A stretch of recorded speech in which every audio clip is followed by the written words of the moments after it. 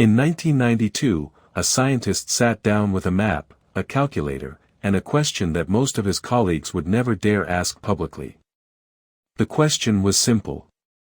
Could the Red Sea crossing described in the Bible actually happen? Not as a matter of faith. Not as a matter of religion. But as a matter of physics. What he found would quietly shake the academic world, not because he proved it was a miracle, but because he proved it was not impossible. His name was Doron Knopf, an oceanographer and professor at Florida State University. A man who spent his career studying how water moves, how wind behaves, and how the two interact in ways that sometimes defy ordinary expectation. And when he turned his scientific tools toward one of the oldest stories ever recorded, what came back was not the dismissal most people expected. It was something far more interesting. But before we get to what Knopf discovered, we need to go back. All the way back to ancient Africa. Because that is where this story begins. Most people who have heard the story of the Exodus picture it as something distant. Something that happened in a land far removed from the world we know. But the truth is that every single event in this account took place on the African continent. Egypt was, and still is, in Africa. The Nile that Moses was placed into as a baby flowed through Africa. The palace where he was raised belonged to an African king. And the sea that the account says opened up to save a people and swallow an army, that body of water sits at the northeastern edge of the African continent. This is not a story borrowed from somewhere else. This is African history.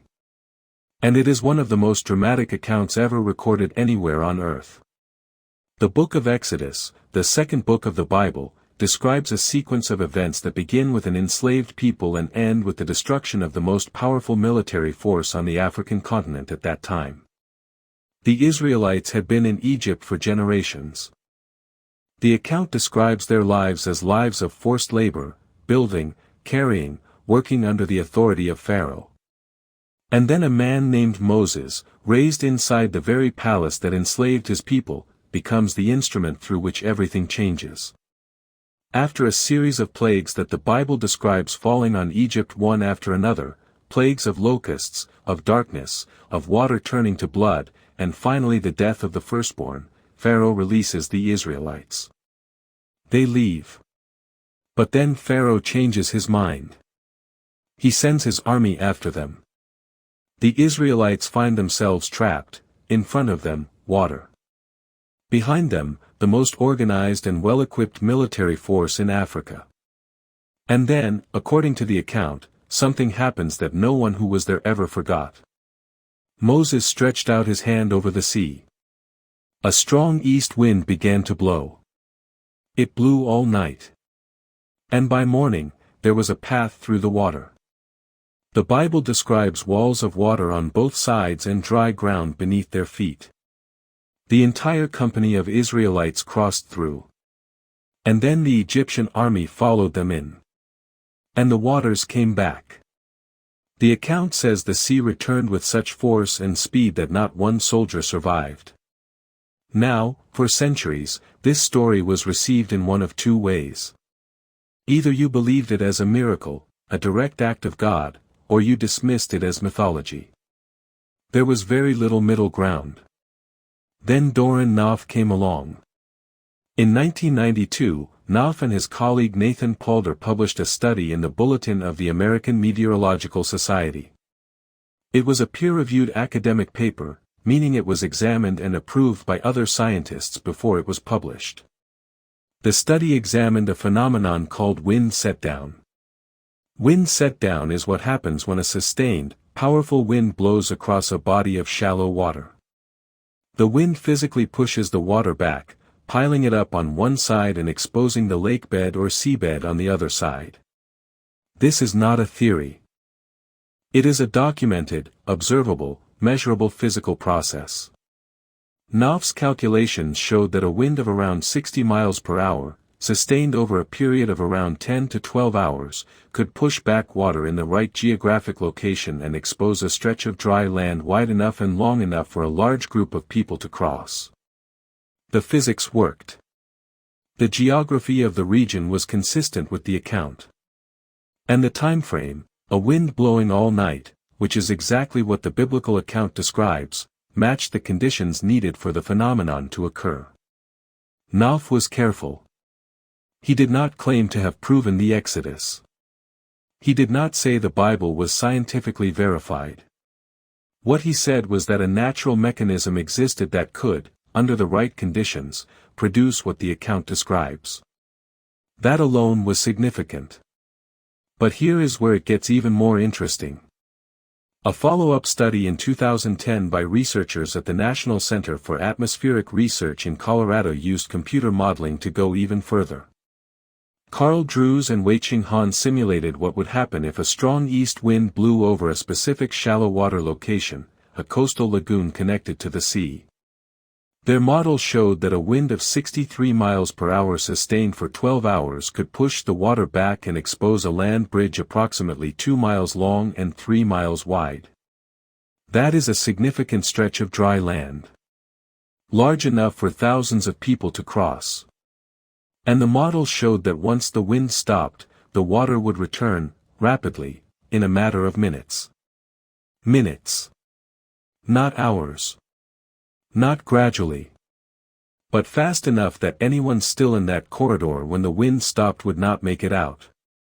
Now think about that in the context of the biblical account. The Israelites cross. The Egyptian army follows them in. The waters return. The account does not say the waters returned slowly. It says they returned and covered the army. The 2010 computer model showed that the water returning after wind set down would do exactly that. Quickly. Completely. Without warning. Carl Drews himself said, and these are his words, that the Israelites would have had the opportunity to escape, while the Egyptians would have been caught by the returning water. He did not say it was a miracle. But he also did not say it was impossible. What both studies confirm is this: the physical mechanism described in the biblical account, wind, water, exposed land, rapid return, is consistent with real, documented, observable natural phenomena. And yet, there is one detail that neither study, no model, and no scientific framework has been able to fully account for. The timing. Because the account does not say the waters returned after the Israelites crossed and everyone was safely resting on the other side. It says the waters returned at the exact moment the Egyptian army was inside the corridor. Not before. Not after. At that specific moment. Whether that precision was the result of divine intervention, or whether it was the result of a rare natural event where the wind stopped at exactly the right time, is a question that science cannot answer. Because science can tell you how water moves. Science can tell you what wind does to shallow bodies of water. Science can model the geography and calculate the speed and simulate the conditions. But science cannot tell you why something happened at a specific moment in time and not another. That question lives in a different space entirely. Now let us talk about something that most history channels will not spend time on. The African dimension of this story. The army that was swallowed by that water was not a nameless, faceless military force from some vague ancient civilization. It was the Egyptian army. At the time the Exodus account is set, Egypt was one of the most powerful civilizations on earth. Their military was organized, disciplined, and equipped with the most advanced weapons and chariots of that era. Their horses were trained. Their officers were experienced. Their pharaoh sat at the intersection of political and divine power. This was not a small force chasing a group of fleeing people. This was Africa's greatest military machine in full pursuit. And according to the account, that entire force was destroyed, not by another army, not by a weapon, but by water. The psychological impact of that event on the ancient world would have been enormous. Egypt's military reputation was built over centuries. The idea that an entire army, chariots, horses, officers, soldiers, could simply be gone, swallowed by the sea in a single morning, was the kind of thing that reshapes how civilizations see themselves and each other. And it is worth noting that Egyptian records from this era are notably silent on the Exodus. Some historians argue this is evidence that it never happened. But others point out that ancient Egyptian culture had a very consistent practice: they did not record their defeats. Monuments were built to celebrate victories. Defeats were erased, carved over, painted out, removed from the official record. So the silence of Egyptian records on the Exodus is not necessarily proof that it did not happen. It may simply be consistent with how Egypt handled events it did not want remembered. That is not speculation. That is a documented pattern of ancient Egyptian record-keeping that Egyptologists themselves acknowledge. So where does all of this leave us?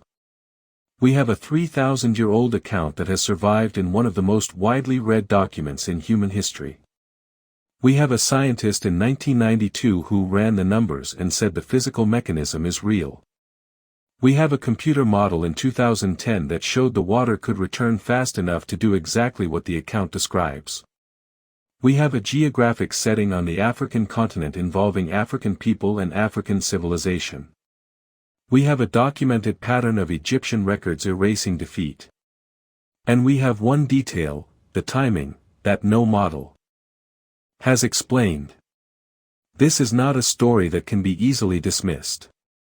And it is not a story that can be fully proven by science alone.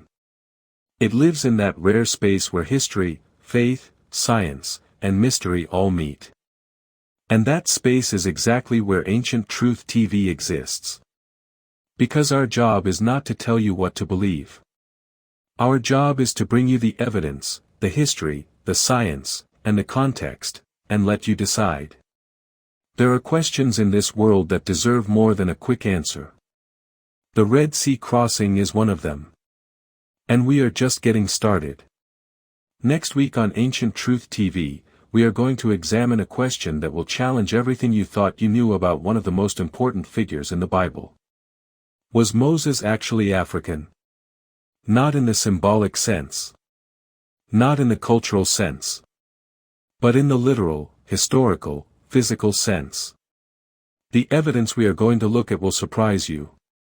Make sure you are subscribed so you do not miss it. And right now, before you leave, I want you to do something. Drop a comment below and tell me, do you think what happened at the Red Sea was a miracle, a natural event, or something we still do not have the tools to fully understand? There is no wrong answer. I read every comment personally and I want to know what you think. If this video added something to your understanding of history and faith, share it with one person today. One person who loves history. One person who has questions about faith. One person who deserves to hear a story like this told properly. And if you are new here, welcome to Ancient Truth TV. Every single week, we go deeper into biblical history and ancient African mysteries that most channels will never touch. Subscribe.